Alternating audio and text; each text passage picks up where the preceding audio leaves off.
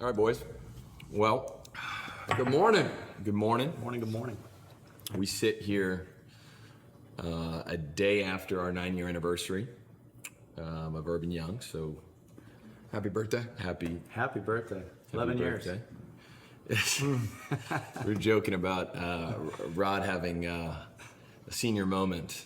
I don't know if it was 9, 10, or 11 years. There was a couple different references to the anniversary that were confusing. I said that was February 11th. I forgot. I mean, I didn't forget. I was like, February 11th, 11 years. No, it's our anniversary. Our 9-year anniversary is on the 11th. So it's a little typo. A little typo. It's actually Siri. because I'm confused. No, I'm sorry. I thought there was another, like an 11-year deal.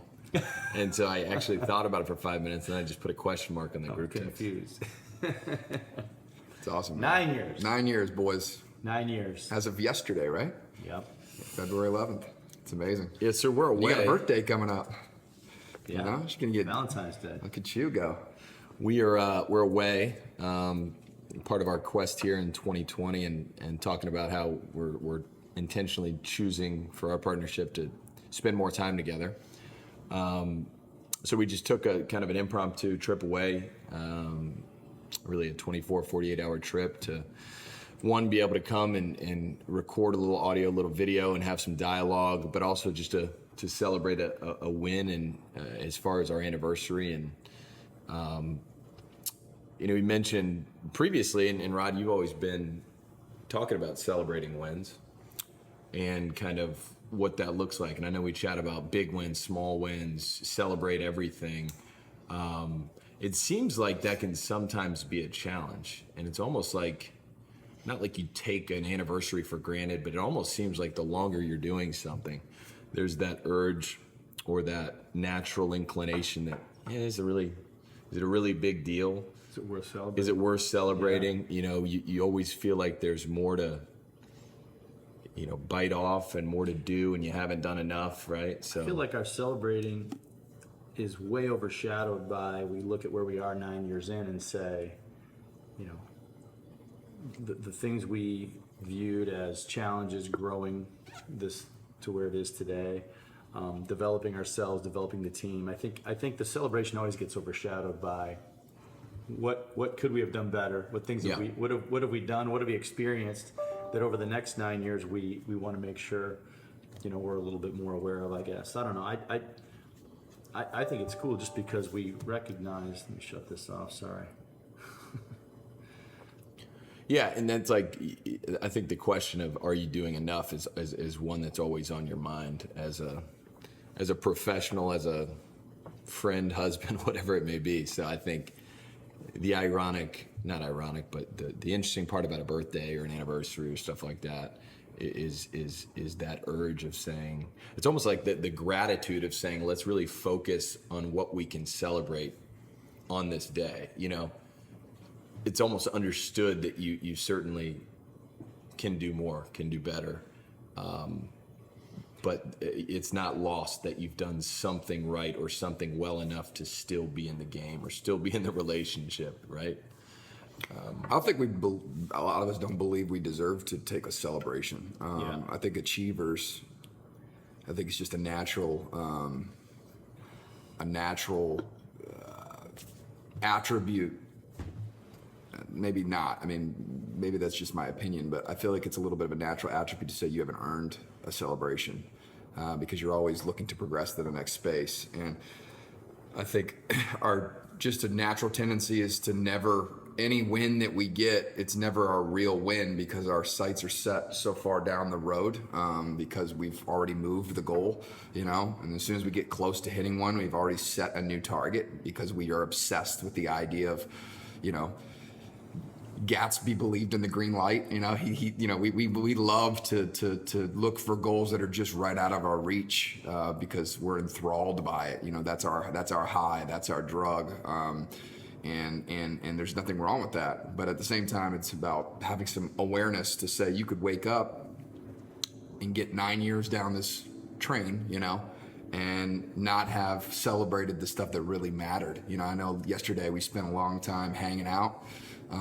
And doing the stuff that we should do more of, and just hanging, We went to some of the bars here locally, went to some of the cool restaurants right on the water, just talked about kind of what's going on and what has happened, what our favorite moments have been, you know. And I know reluctantly, and we talked about it a lot, you guys had some really cool moments, and I had a hard time kind of coming up with those moments. I struggle with that a little bit. I tend to block out a lot of the good stuff, and I tend to, the stuff that kind of sticks out, a lot of stuff is, for me, is the stuff that was, you know, painful or was tough.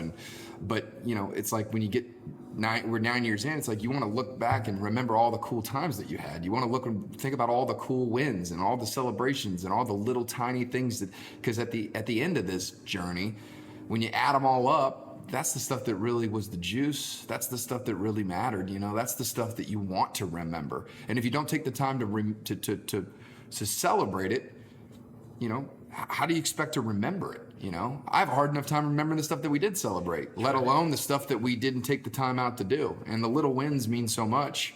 I think they don't mean, I think they mean way more later on down in the future than they do at the moment in which you celebrate them. But if you don't take the time to do that, I think you lose. And I think we're a big part cautious of it. about celebration, back to your point, and I agree with you on that. But I think back to your question specific to me was, I think we're cautious about celebrating because I don't think we want to imply or give anyone the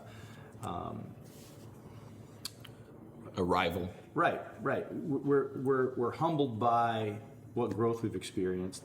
You look at this thing 9 years ago and you compare it to today. There's so many things that are worthy of talking about, both good and bad, which is great. But I think you stay cautious to the fact that celebrating too hard either way, you know, does that Yeah. peel you away from continuing to be stuck in the things we're stuck in and focused on? And I like the idea that we're celebrating through reflecting, right? Mm-hmm. Because what happens, this clears up my point. Celebrating by reflecting, to me, helps make future strategies clearer. Sure. You know? Yeah, that's a good point. There was a quote, because it was funny, we were talking about wins and stuff like that, but what Brett was referencing is there was also, that first comes to mind is some of your more painful moments. And there was a quote, Ray Dalio, famous, obviously, hedge fund manager and all that good stuff. Pain plus reflection equals progress. And I think what you mentioned is, you know, you're on to that next one. You're craving that progress. And that's the balance, that's the dichotomy of celebration. And then, you know, it's something, you know, you mentioned along the way is, you know that there's a gratitude that to know that show me a man who's humble, or I'll show you somebody who's about to be humbled. There's two types of people in the world. Somebody show me a man that's humble, or somebody who's about to be humbled. And I think there's that too. I think that's what you're referencing is there's a caution to say, hey, look, we know more about what we don't know or what we're not good at than what we are good at, and are on the progress, on the humility train as much as we can be. But at the same time, there's factors out of your control that you get supported by an economy, a growing city, a growing area. There's a lot that you can control, but there's also a lot of gratitude for things that have gone well that had nothing to do with you. And we talked about that on the way down, as far as it's been a good 9 years, as far as for any small business owner. That for us, we started in 2011. It's been an up and to the right type of economy, at least in the area in Central Florida that we're in. And so there's a part of that too that you know, don't get too high on your horse that you think it all had to do. Any success that comes your way, whether it's a sales professional, business owner, there are just factors that it doesn't all have to do with you. You know. Well, you talked about building momentum, and I forget who it was that you were talking about. It's like you got to get it when it's good, Right. You know, there's one thing to and I think that's a level of humility that says, hey, you know, this won't always be this way. I need to respect the time that I'm in and really get after it. Which I think it's easy probably to go the other direction, maybe and think you're better than you really are. Right. But you know, Rod talks about it all the time about closing a month strong, right? That's respecting the month, right? That's respecting your process. I look at it the same way from a business standpoint. You know, where, you know, celebrating wins creates momentum. Reflecting on losses creates momentum, but also respecting the time you're in creates momentum. You know, if it's really good, like it has been, you know, I know I have a fear of loss. I have a serious amount of urgency that says, you know, when this run is over, which will just be, you know, another season, and then, you know, hopefully, you know, we'll get another run. But And you just mean from an economy standpoint? just a cyclical economical standpoint. But I have a fear of loss that says, man, have I taken advantage of this? Have we taken advantage of this while it's here? You know, and I think a lot of entrepreneurs and a lot of business professionals feel that same way. I would think. I think so. I think a lot of us lived through the last challenge, right? And I think we're still reminded of how bad that can get. So that sense of urgency, I think, is a gift if you let it be, because every day is an opportunity to build on that momentum, because you know that at some point it's probably not going to be there. Yeah. And I would hate to look back and have regret and says, you know, man, I didn't squeeze this for everything it was worth. Because I don't know about you guys, but like I even know like some property investors, you know, being in the insurance business that we were in, and you know, I still remember this so well to this day. I mean, these couple guys that we worked with, they had worked for 20 plus years to save and take advantage of this, you know, this time in the market that they thought would come at some point. And man, they took advantage of it, and they bought, you know, 20 something plus properties. I think it was like 32 at one point, two brothers. And they just took advantage of the opportunity, and you know, they've unloaded them, and they've done really well, and it's amazing, you know, having cool conversations with them, and they just, you know, they were always just like, we got to take advantage of this right now, like this is our time right now, and it would always give me a sense of understanding that, like, when these moments come, you don't get to pick when they come, you just have to be ready. But it's also, when you hear that, you go, okay, are you talking about timing the market, right? Because that's a dangerous thing to do. Although, you know, there are cycles that will happen. So that's also a balanced conversation, whether it's personally or as a business, where you say, hey, it's this balance between we got to get it while the getting's good, and we got to invest in ways that we can grow our top line revenue, and whatever that looks like within your business or within your process.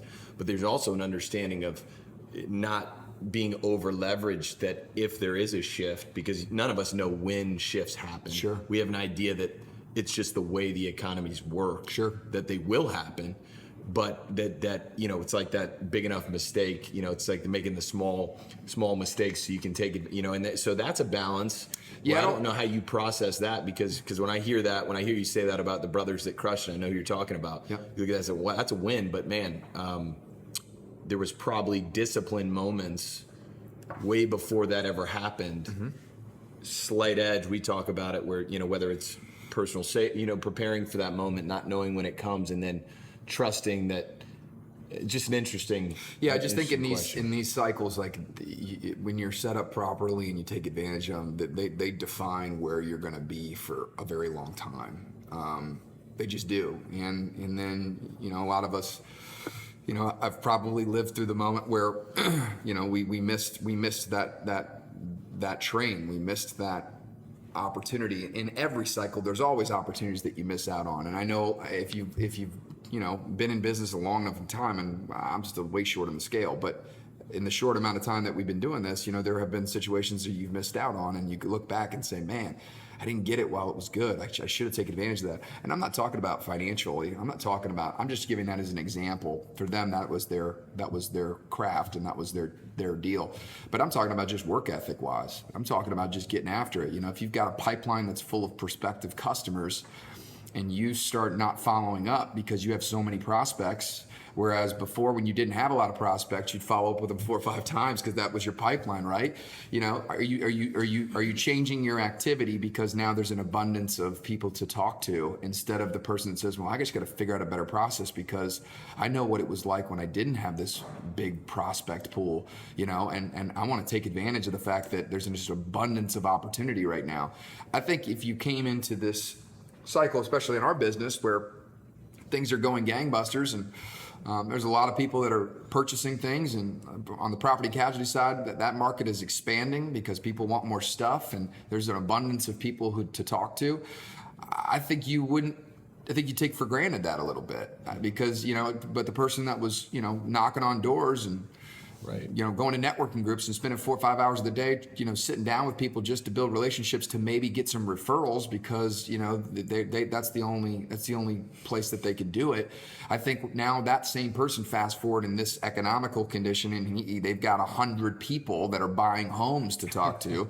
That person really gets an understanding of how unbelievable that is. I think about exactly what you said. It's like people get fat and happy. Sure. It's like there's an economy booming out there. Hopefully you're participating, but you say to yourself, in some ways you see some build up, just like you did in 04, 05, 06, 07, ultimately 8 and 9, the momentum building up. And then when that shift happened, it makes me remember back a mentor of ours sharing a concept or a thought that all positions are temporary. You think about being in those days where you're just trying to touch as many people, get as many people, contacts as you can, in hopes that one day you'll be able to do business. Now it's like you can't manage all the opportunity that you have. Right. So one time back in the day when, I coveted a one single lead and I followed up, because there weren't as many, to a time where there's. I'm just trying to get leads, to as many people as we can buy. Yeah. Right. I don't have time to sell. I need to work with people that want to buy, kind of thing. Yeah. It's almost like what I wrote down is the discipline to have urgency when maybe urgency is not needed, right? Like you talk about if it's quote unquote not needed, right? Like you have 100 prospects that are waiting to talk to you, but what are you doing to hedge your bet when that number goes from 100 to 20? Are you building in different ways or are you just staying in the process so you continue to have daily disciplines? So it certainly is. It certainly begs all those questions, and I think to myself, you hope you're efficient with it, because like you say, if all positions are temporary, there's going to be a swing the other way. Right. I think there's a very big different conversation to be had about creating momentum and taking advantage of momentum and taking advantage of opportunity versus having your ass hanging out in the wind. Sure. That's a risk conversation, right? That's an asymmetric risk, protect your downside conversation that I think is applicable at all times. But there are plenty of scenarios that really don't have a lot of risk other than your convenience and your work ethic and your time of taking advantage of momentum. Yeah. So we certainly taking advantage of momentum doesn't mean, for us having a new acquisition of another agency, right? Or Right. having some financial investment that we're going to double down on. It could be as simple as making sure that we're managing that pipeline correctly, making sure that we're taking the right time to be as thorough as we should be on making sure that we track, every lead that comes in, make sure we know where our missed opportunities are. You talk about all the time, Rod, right? Yeah. Where are those missed opportunities? Where are they going? Are we getting a second chance at it the next year? That they didn't disappear, right? They just didn't buy from you. So when you don't have a lot of sales maybe closing, you're gonna use that opportunity because you've got more capacity of time. But I think creating significant momentum in the place that we're at requires significant amount of discipline, because it's easy to fool yourself to think that you're better than you are. How do you guys create momentum? Whether it's with it could be any area of your life, fitness. Obviously as a sales professional, your pipeline, your team. Do you guys have any things that you use as hacks now that you know yourself? To me, the easiest answer and the most powerful answer for me is our 3 pillars. When I find in those pillars being showing up, number one, how you show up, how prepared you are when you show up, all the different things that define showing up at a high level. So I think, to me, when I start, whether it's fitness, whether it's whatever it is, if I'm showing up consistently with a good attitude, ready to go to work, ready for whatever it is I'm about to receive, showing up is number one. Then number two is activity. And I'm talking quality activity. I think about specific to a commercial producer. It's like, you've got centers of influence, you've got networks, you've got community events, you've got all the things that you need to be, we call it now, we've said it before, playing in traffic. Right. So specific to me, that's absolutely something that helps me get momentum. So showing up, number one, and not just, hey, I'm here, but I mean legit showing up with the right stuff. Proper activity, which lends itself to consistent activity. And then our third pillar in what I, focus on all the time is personal development. When I'm consistent with whether it's reading 10 pages or grabbing a great constructive podcast every day, I just find that all those things start to get my wheel turning. And day one, I always laugh about it. I got one day in a row. One in a row. I love that. I steal that all the time. Right, and then it's like, and then you get two, and then you get three, and then before you know it, you're not sprinting, but you're not standing still. Mm-hmm. So there's just some sort of motion, maybe 0.1% better every day, or more aware of it. So for me, to answer your question, that's how there is no other hack other than what we've believed in for so long, and it's those three pillars for me. On a scale of 1 to 10, how would you grade yourself? If you don't have momentum, chances are you're going to grade yourself in those three areas, and you're not going to like those numbers. Mm-hmm. But on a scale of 1 to 10, if you're at high 7s, low 8s, I mean, and to me that's about reality when you're going along. Surely you're going to have times when you're maybe a little higher if you graded yourself in those three areas. But I think there's also going to be plenty of times when you could say that I'm not firing all cylinders and I'm numbers I wouldn't like in those three areas. So for me, that's the answer. Yeah, that's fantastic. So it's almost an awareness that of those three pillars, and then just staying in motion, getting in motion. Yeah, and I make it those three pillars because I don't feel like it needs one to affects have the a other. hack. Yeah, I don't. To me, I don't. The way I think about it, there is no hack. You're either on the program or you're not. Yep. And if you're on the program, for me, the measures that I can diagnose anything in my life are: how well do you show up? What does your activity look like? And are you developing? Are you hungry to grow every day? Mm-hmm. See, I love that because in a great economy, you could easily look at your results and think that you have momentum, right? But it's activity. It's true. So when you grade your activity, that's a completely different deal than show me your numbers. That's right. Right? You call it whatever you want, key performance indicators. There's 100 different terms Metrics, for it, but the baseline is. You can fool me with your scoreboard. You can't fool me with your activity, right? So I'm going to tell a story, because I'm a basketball guy, but I experienced this. And so it's so funny you say this, because I think this is a perfect example of what you're talking about. Right. So my senior year at UCF, played basketball at UCF, and we had a really good team. Very talented. We had a senior team. I know the story. We could score many different ways, had a big man to defend the rim. I mean, we had a very complete team, and we got off to a smoking hot start. We 14-0, 19th in the country, and this relates so well to what we're talking about. 19th?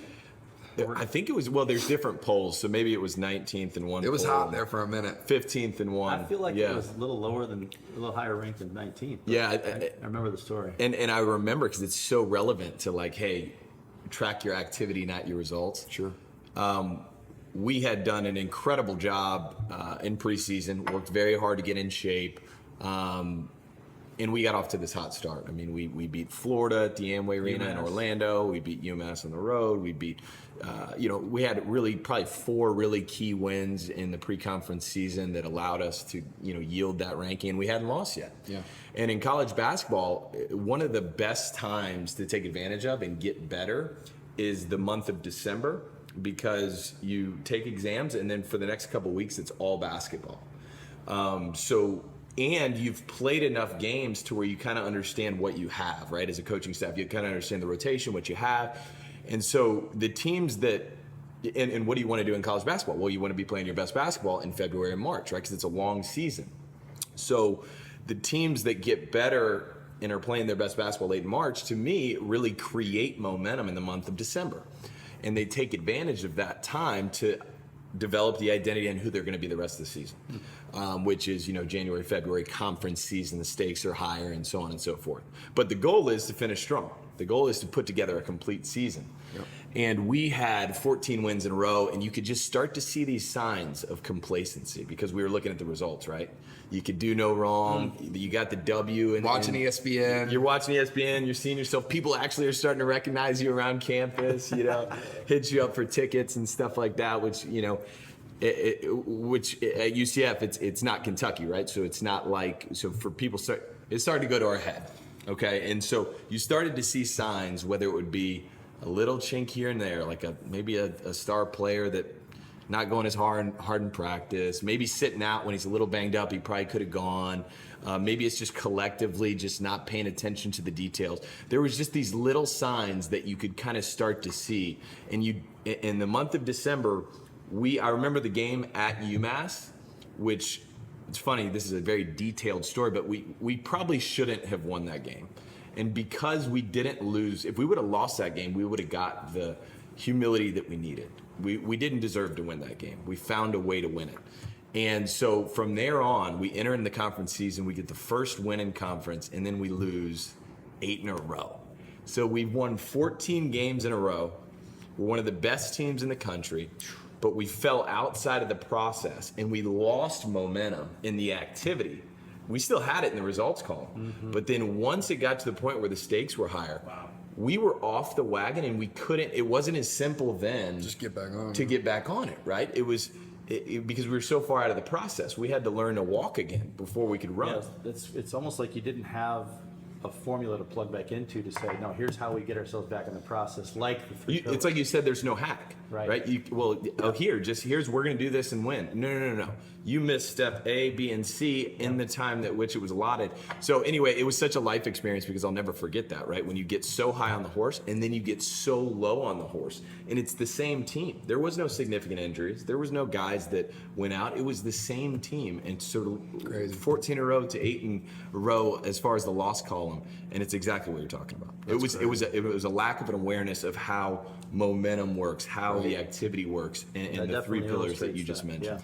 Yeah, you priming that pump, man. Like all of a sudden you let it go. You prime the pump, and the water starts to slowly move up, and then all of a sudden the water starts flowing, and you have to you barely even have to touch the pump, and now you've got water flowing out, right? But then if you stop, and the water goes back down, now you got to do it all over again. You can't just.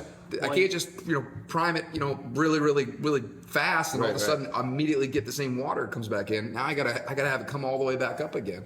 So I think in terms of a correction to the economy, when you're focused on, at least for me, again, back to your question and my answer is when you're focused on the three pillars, what are the three pillars for us?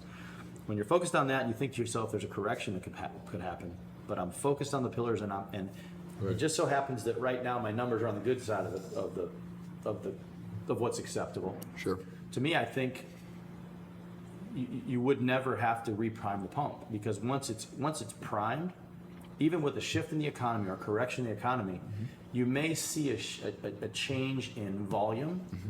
But when the activity is solid, I think you can manage it way more than saying, I've got to figure out how to get through an economy that's correcting, and I've got to look at my own process for whatever that is for creating momentum. Sure. And what I'm saying is through those pillars and potentially agreeing that there is no hack, if I just stay consistent with what I can control. You always talk about, focus on the things you can control. Those are the things you can control. Right. You can't control the economy. You can't control a correction. You can't control a booming economy. You can certainly be fooled by results. But if you stay in what I call, for me, I guess the flow state, right? It's like everything's flowing. I mean, I know I'm showing up. I'm showing up the right way. I'm managing activity, focused on good activity. I'm hungry for growth every day. And what you're trying to avoid is the survive. Okay, I'm fat and happy, and then this cycle as a business owner and sales professional, which we've referenced. But I also know, like for me personally, and I want to hear from you too, Brett. On a very micro standpoint, for me, I operate off of minimums. Like for my week, say if you take fitness for example, and I know you guys do this too, but my mind works that way that as long as I stay within the path, there's going to be some zigzags, but as long as I'm not too far off the path, I can find days and weeks where, man, those are the days that you feel good, right? And so you're not only, you've been on the path and you've been working out, and even on the days that you're not feeling good, but you're getting 3 or 4 days a week that you're working out, and you can relate this to anything, right? Production, your activities, whatever. But for me, fitness is easy because it's so objective and tangible. But if you stay on that path, man, then you hit those weeks where you feel good and you're doing 2-a-days, and you see way more results, gains, whatever you want to call it.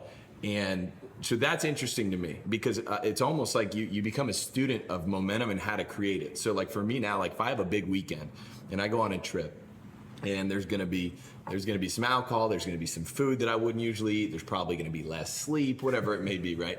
When I come back, those are danger times for me. Sunday, Monday, Tuesday. Okay, you probably are not gonna feel yourself until Tuesday, Wednesday.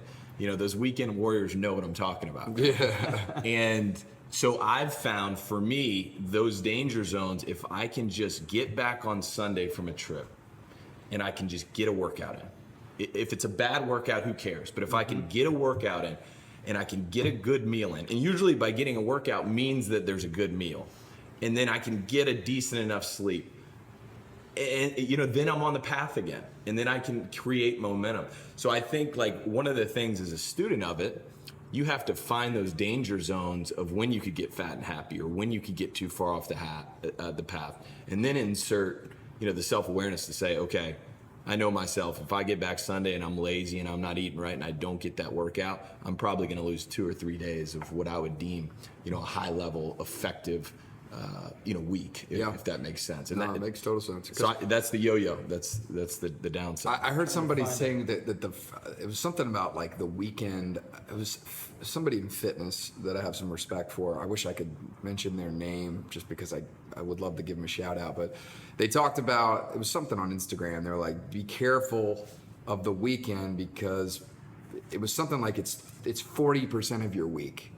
Something like that. Yeah. Starting on Friday to all the way to the beginning of Monday, it's like 40% of your week. I think Something it was Robbie Sampson who mentioned specifically about Fridays. It was actually it was health and fitness. Okay. Somebody that I followed, somebody locally, and it was a great perspective. I'm sure a lot of people have used that, but that was the first time I had ever heard it. And you know, who knows? Statistically, I haven't run it out to confirm that. But I mean, in a way, I think it makes a lot of sense, right? Because you're taking that last day. Oh, okay. Well, it's the weekend. Which, oh, by the way, it's really not the weekend yet, right? But you consider it to be the weekend. And then you expect to be able to do whatever you want over the weekend and then be able to have the same amount of momentum when you come back to the week, and that's just not the case. You know, you're fighting that pull, that push-pull all the time. So for me, you know, it's a workout in the morning, man. You know, and I know there's no hacks, but for me, that's the jump start to my day. When I have my workout in the morning and I get up early, and I'd actually say it's not even the workout. I'd say it's just the practice of getting up before, you know, everybody else in the world does. It's this state of this little tiny win in the column that allows you to create this confidence that you've done what's necessary to move the needle, right? You're on a daily basis. You're constantly challenging your status quo, and you're constantly trying to ask life the right way for it to give you more. And I feel like for me, if I get up at the time in which I get up to go to the gym, and I get that in until you call it a bad workout, if it has to be a bad workout, to me it's not even about the workout. It's about the activity, like you said, Rod.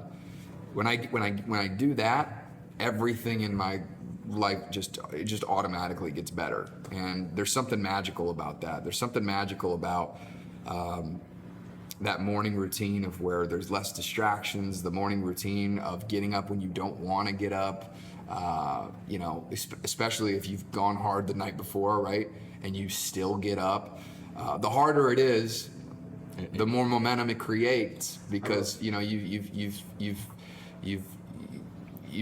moved something, you've moved that rock that's a little heavier that day. And you're proud of yourself, right? Because you know that wasn't easy. I achieved that. Now that there's almost a momentum from the activity, but there's also a momentum from the feeling that, hey, you know what, I am a little bit closer to the person that I say I am. Right? Yes. Well, how about just, I wrote this down and I'm trying to find something here on Instagram I want to share with you guys specific to what you said. How about just the accomplishment of saying I just woke up early. Right. Even if nothing else follows it, what I got from what you just said is that's a win. Yeah. Like that's something in the W column, even if that's it for the day. Yeah, get up early, get after it, get off. I wrote down an early wake up just helps you ensure a good start to your day. Right. If nothing else. Totally. The other thing that I wanted to acknowledge what you said, you brought in fitness. My coach at OPEX, Brett Eddy, who I have a ton of respect for, he posted something, I tried to find it last week about, and I may not have this exactly right, but you'll get the concept. He showed a 7-day week in one of his posts, and it was the person that says, on Monday I eat 1,500 calories and I go to the gym. On Tuesday, I eat 1,500 calories, I go to the gym. On Wednesday, I eat 1,800 calories and maybe I don't go to the gym. You know, on Thursday, you get the point, right? Yep. Friday, I eat McDonald's and I go have a beer after work. Saturday, you know, now my calorie intake's 2,500 to 3,000. Right. Saturday comes along, do the same thing, and then he shows the cycle, and you go back on Monday. And the point is, you know, right? It's like you work on Monday to get a little bit of momentum. Yeah. You carry it into Tuesday. You carry it into Wednesday. You're building, and then and I think about the 3 pillars, right? I still showed up on Thursday, but maybe my activity is a little different because I ate something that I shouldn't have had, or I had that beer after work. So that's going to make that, it's going to affect that number on your activity. And in turn, it's going to affect your momentum because now Friday's kind of in balance. It's like I've done some good things. I've shown some consistent moves. And on Friday, am I going to couple showing up with good activity and eat something, or bad activity and eat something, or have drinks after work at happy hour? It's like, his post was beautiful. I wish I had it, but It's almost like Sunday's the danger day. concept. But what's funny too, Rod, is that's right, showing up in activity. But that chart that he shows, that's the personal development. It is. Right? Yeah. That's the awareness that very lets you true. see that from a different perspective, which in turn now affects your showing up, and now is going to affect your activity. That says, Totally true. on Friday, I'm going to remember this study that I got about, you know, this natural tendency that I and other people have. And it should, if you personally develop, it should impact the activity. So that you true, do. and I know Brett will hear this and he'll immediately know what I'm talking about, and I'm going to ask him to grab it. Brett, you got to post that chart in the comments on this Yes, please. post. Probably If you can that'd be find good. it, Yeah, would and be- that's why for me, just taking to my process, because I was like, especially you get out of school, like, I don't know, I was like a lot of people, weekend warriors. When you don't have a family, you don't have the responsibilities, you're getting to Friday, you're going to have fun with your friends, and then you're in that cycle. So like I was the poster child of that. In some ways, you know, every once in a while still deal with that yo-yo from a standpoint. But one thing I've committed to try to not lose momentum is to make it a zigzag rather than a yo-yo is this Sunday and what you do Sunday for me. And then you know what I also do? I'm just thinking about this out loud. Is Sundays, like, I want to just get a good day. I don't have to be perfect. I don't have to get a 2-a-day Sunday. And I don't have to not eat a carb. But I want to eat good meal, try to get back on the wagon. But then Monday, I try to make a extraordinary day. And for me, I mess around, like all of us, with some intermittent fasting and stuff. And I actually, on Monday, look to do a 20-hour fast. So rather than your traditional 16, 18 that I would do normally, I'll try to do like a 20, 22-hour fast. Look at you go. Because I know that in itself will catapult me in the momentum category. That's the deposit that by Tuesday, I'm back. Tuesday morning, I'm in the upper echelon, 8 out of 10, right? So rather than being a 5 and going to a 6 and then getting to a 7 or 8 Wednesday. Interesting thought. Yeah. I just thought of something here, not to shift our focus or shift our conversation, but how about how hard people work? And I'm sure I'm guilty of it. I'm sure we're guilty of it. How hard people work to get to Friday. Yeah. You think about that concept, right? It's like you think about the momentum, and it's easy to get momentum, and you say, well, and I'm asking, I'm not telling you, I'm asking, like, why do we put so much emphasis on Monday and wanting to be in a good routine, showing up well, good activity, I'm excited to read, or I'm excited to, Right. and then we find ourselves getting into Wednesday and then into Thursday, like, man, one more day and it's Friday, then it's the weekend. I think there's a valuable conversation there when you start talking about momentum. Probably habit. And how the week and our programming of what day means what affects that too. So just Maybe it's about the fact that you're not necessarily in love with the process as much as you should say you are. Maybe it's the fact that you love the results instead of the process. Because if we love the process on a Saturday, we would want to get after it and go to the gym, right? about We you would tie want that back to to. what We you would said want to earlier? cut. We would want to. If we're going to cheat, maybe we don't cheat as much because of the impact that it has on our process. Yeah. So it's probably a great reminder to all of us that at some level you're doing it for the result, not for who it makes you and who you're becoming because you do it. Wow. And I think all of us, if we had some self-awareness, would there are times that we do it because we want to walk our talk and we want to be that person. But then I think there's a lot of times where we're doing it because we want the result. And I think that's a dangerous place, right? It comes back to exactly the same conversation about the economic situation and momentum in business, right? kidding. Making Are the you phone doing calls. it because of the results, or are you doing it because of the process? Wow. And the people that win long term, the people that I have respect for, you have respect for, that we would sit here and ask these questions to, would be the person that just is just in love with the process. Or in love with the feeling, right? Like, it's almost, I think about the addicting feeling of what you mentioned when you have, it's tough to wake up, but you wake up, you get something in, whether it be a workout, or say you have, or you make the dials when you don't feel like making the dials. There's that endorphin that that pride, and that we started the conversation with our anniversary and celebrating wins. It's almost like that's, if you could shift your focus to falling in love with the feeling of when you do something that you've already deemed important, and in times where that human nature would have been tough. Not if you get what I'm saying, it's like, if you fall in love with that addicting feeling rather than falling in love with the result. Sure. Of that pride of, again, getting closer to the person that you say you are, or that you want to become. It feels good. It feels good. That's the progress equals happiness conversation. I heard discipline equals happiness the other day, and I'd never heard that before. And it's a lot like progress equals happiness, right?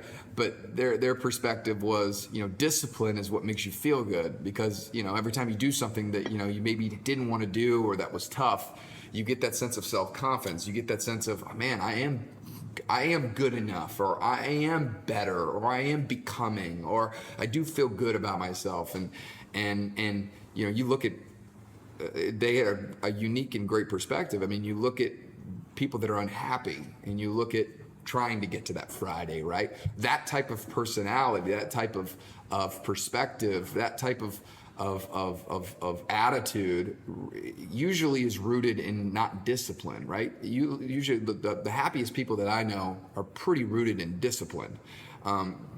There's just something to be said about doing something that's uncomfortable on a consistent basis that builds self-worth, and that builds this happiness, not in a sense of like joyfulness, but in a sense of like easy. I'm easy about myself. I feel good about myself. I feel calm in a sense of self-worth. And I think there's a cool benefit. I was talking to somebody a couple months ago, and they were in kind of a rut, and they're going through a lot with work. They're going through a lot in their relationship, and they just get stuck in this pattern. We've all been there, and we will all go through that at some point. It's just the natural cycle of life. And they weren't really asking for help. They were more venting, but part of that, I guess, unasked for opinion was, you need to go to the gym. Not because you need to go to the gym, but you need to start creating some momentum. You have no momentum. You're not getting any wins in a W column. You're just hoping that life changes for you. You're just hoping that your circumstances just change. wind You're not blows your back. you're hoping. You've given up all control to circumstance, and now you're complaining about it, and you're living in this place of helplessness. When you do something, how about just doing something around the house, right? A project. How about, all of us have honey-do projects that that have been on the list way too long, right? For me, that's even a big deal, right? Because sometimes on a Saturday, I want to watch some football, I want to hang out. I don't necessarily want to spend the next 4 hours doing that stuff. Some days I do, but some days I don't. Getting that done, for me, is a win. It makes me feel like a win column. Now, if I'd love to do that, and that was my hobby, maybe it wouldn't be that way. But if I want to go, hang with the boys, or do something with my son, or something fun that I deem fun, but instead I take the time to do something that's more disciplinary, I feel good about it, right? But creating a W, creating some sort of habit where you win, is the easiest way to pull yourself out of that rut. Just because you start to change your beliefs about your situation, you start to change your beliefs about what the situation means to you. And then also, I think about once you do create, say you weren't, okay, I'm starting to go to the gym, I'm starting to do the things around the house, I'm starting to do some stuff that just again, puts something in the W column. And it's a little celebration of a win every time. That's what we're talking about. But then there's also, there's this killer instinct for me, is that once you start to get a couple wins and it's like that, you start to feel that momentum, it almost breeds more momentum. So once you start at 0 and you get to a 3 and then you get to a 4, and then once you hit a 5, then you're going to be going to a 5 to an 8 pretty quick, rather than it may have taken you 2 months to get to a 5, right? But once you get to a 5, now how quickly, because you've created that momentum, and that's a great perspective. That's a great interesting. perspective. Well, you talk about a couple Very things true. I wrote down, Brett. You said discipline quite a bit, and to me, I just put down ownership, right? I mean, anybody who you say has got discipline, I believe, has got high levels of ownership for all the areas that they say is important. Mm-hmm. That's the first thing. And then, hearing you talk, Tay, and what you just talked about, it's like, you get focused on results, and people get addicted with results. Right. But what about being addicted with the process and just seeing the process flow more? I think there's some power in And that. if there's some fun in the process where you learn about yourself too. Like if I even compare my 30s versus my 20s, or my 20s to when I was a teenager, I think one of the side note, the best part about getting older is you start to learn more about yourself. You start to, if you're paying attention, and I think that's the personal development piece, is that among the showing up, the activity, if that personal development piece is there, now it becomes this game within yourself, where you figure out what works, where you figure out. It makes me think about experience. What you're saying is Yeah. you gain more experience. Like experience for experience sake is probably not what you're looking for. valuable. But experience with a long time horizon of paying attention along the way, I mean, that's pretty valuable. It's great. Yeah, no doubt. Well, gentlemen, always fun. Absolutely. Yeah, Good stuff. we're here at the St. James City House, man. We're at a family crib and looking out on the ocean. And it's been special. It's been an awesome 9 years with you guys, and being here it will definitely be a tick in the win column. So Very much so. I never want to take for granted, obviously, the little tiny wins along the way. So I appreciate you guys making the time. Likewise. Absolutely. Cool. All right, gang. See you soon.